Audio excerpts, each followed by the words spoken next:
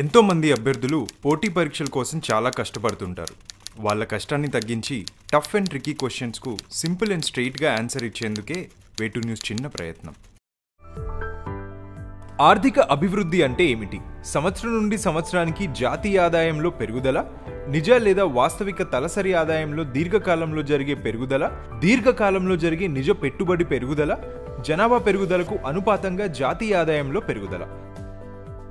సమాధానం: నిజ లేదా వాస్తవిక తలసరి ఆదాయంలో దీర్ఘకాలంలో జరిగే పెరుగుదల.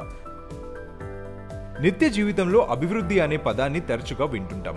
సాధారణంగా అభివృద్ధి అనే పదాన్ని బాగుపడటం, పురోగతి సాధించడం అనే అర్థంలో ఉపయోగిస్తారు. అంటే ఆర్థికాభివృద్ధిని, ఆర్థిక వృద్ధిని పర్యాయపదాలుగా వాడుతున్నప్పటికీ హిక్స్, షంపీటర్ లాంటి ఆర్థికవేత్తలు వీటి మధ్య స్పష్టమైన వ్యత్యాసాలు చూపించారు. అంతర్జాతీయ పౌర విమానయాన దినోత్సవం ఎప్పుడు నిర్వహిస్తారు?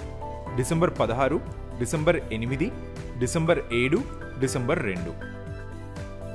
సమాధానం: డిసెంబర్ 7. ఐక్యరాజ్య సమితి 1996లో అధికారికంగా డిసెంబర్ 7న అంతర్జాతీయ పౌర విమానయాన దినోత్సవంగా నిర్వహించాలని పిలుపునిచ్చింది. సామాజిక ఆర్థికాభివృద్ధిలో అంతర్జాతీయ వైమానిక విభాగానికి గల ప్రాముఖ్యత గురించి ప్రజలకు అవగాహన కల్పించడం, అంతర్జాతీయ విమాన రవాణా క్రమబద్ధీకరణ, రక్షణ, సామర్థ్యం పెంపుదల పాత్ర గురించి తెలియజెప్పడం అంతర్జాతీయ పౌర విమానయాన దినోత్సవం యొక్క ముఖ్య ఉద్దేశం. బ్యాంకు రేటు అనగా ఏమిటి? వాణిజ్య బ్యాంకుల పొదుపు డిపాజిట్లపై అందించు రేటు, వాణిజ్య బ్యాంకులు కరెంటు డిపాజిట్లపై అందించు రేటు, వాణిజ్య బ్యాంకుల స్వల్పకాలిక రుణాలపై విధించే రేటు, కేంద్ర బ్యాంకు డిస్కౌంట్ రేటు. సమాధానం: కేంద్ర bank discount rate. Bank rate అంటే ఒక దేశంలోని సెంట్రల్ బ్యాంకు ఆ దేశంలోని బ్యాంకులకు రుణాలు ఇచ్చేందుకు వసూలు చేసే వడ్డీ రేటు. మన దేశంలో రిజర్వ్ బ్యాంక్ ఆఫ్ ఇండియా మనకు సెంట్రల్ బ్యాంకు, అమెరికాలో ఫెడరల్ బ్యాంక్ అని ఉంటుంది. భారతదేశ జనాభాలో ఆధారపడే వారి శాతం రేటు ఎక్కువగా ఉండటానికి కారణం ఏమిటి? జనాభా పెరుగుదల రేటు ఎక్కువ మరణాల రేటు, పెరుగుతున్న జనాభా, తక్కువ మరణాల రేటు. సమాధానం: పెరుగుతున్న జనాభా. భారతదేశంలో జనాభా పెరుగుదల వల్ల ఆధారపడే వారి శాతం రేటు ఎక్కువగా ఉంటుంది. డ్యూరాన్ రేఖ ఏ దేశాలను వేరు చేస్తుంది? Bharat Pakistan, Bharat Afghanistan, Bharat China, China Russia. సమాధానం: భారత్ ఆఫ్ఘనిస్తాన్. భారత్ ఆఫ్ఘనిస్తాన్ల సరిహద్దు రేఖ డ్యూరాన్ రేఖ. భారత రాజ్యాంగాన్ని రూపొందించిన రాజ్యాంగ పరిషత్ను దేని ద్వారా ఏర్పాటు చేశారు? క్యాబినెట్ మిషన్ ప్లాన్ 1946, భారత స్వాతంత్ర చట్టం 1947, తాత్కాలిక ప్రభుత్వ తీర్మానం, భారత జాతీయ కాంగ్రెస్. సమాధానం: క్యాబినెట్ మిషన్ ప్లాన్ 1946. భారత రాజ్యాంగ సభ రాజ్యాంగాన్ని 1946 డిసెంబర్ 9 నుంచి 1949 నవంబర్ 26 వరకు జరిగిన 11 సమావేశాల ఆధారంగా రూపొందించింది. ఇది 165 రోజుల పాటు సమావేశమై 60 రాజ్యాంగాలను అధ్యయనం చేసి భారతదేశ పరిస్థితులకు అనుగుణంగా రాజ్యాంగాన్ని రూపొందించారు. ఇందుకు రూపాయలు 64 లక్షలు ఖర్చు అయింది. భారత రాజ్యాంగం చిహ్నం ఏనుగు.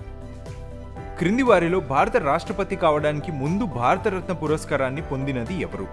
డాక్టర్ జాకిర్ హుస్సేన్, డాక్టర్ రాజేంద్ర ప్రసాద్, వివి గిరి, సర్వేపల్లి రాధాకృష్ణన్. సమాధానం: జాకిర్ హుస్సేన్.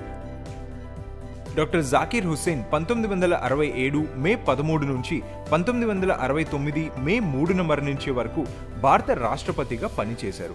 అత్యల్పకాలం రాష్ట్రపతి పదవి నిర్వహించిన మొదటి వ్యక్తి.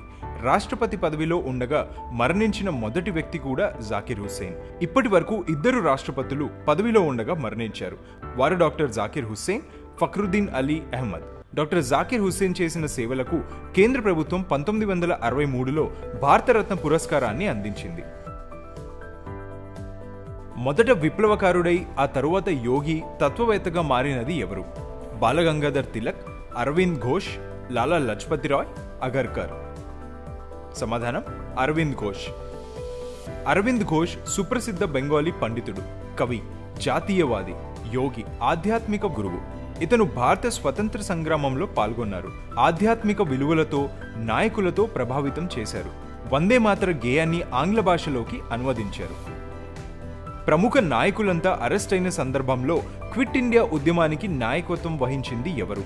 బాలగంగాధర్ తిలక్, బిపిన్ చంద్రపాల్, గోపాలకృష్ణ గోఖలే, రాస్ బిహారీ బోస్?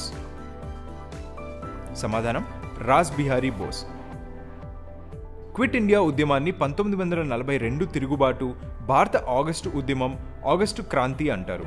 భారత స్వాతంత్ర్య సమరంలో చివరి ఉద్యమం క్విట్ ఇండియా ఉద్యమం. రవీంద్రనాథ్ ఠాగూర్ రచించిన జనగణమన గీతాన్ని 1912లో ఏ పేరుతో మొదటిగా ప్రచురించారు? రాష్ట్ర జాగృతి, తత్వ బోధిని, భారత విధాత, ఆనంద్ మఠ్? సమాధానం భారత విధాత.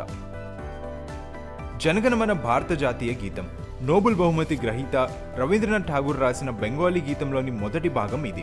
1911 డిసెంబర్ 27న కలకత్తాలో జరిగిన భారత జాతీయ కాంగ్రెస్ సమావేశంలో మొదటిసారిగా పాడారు. 1912 జనవరిలో ఈ గీతాన్ని తత్వబోధిని అనే పత్రిక భారత విధాత అనే పేరుతో ప్రచురించింది.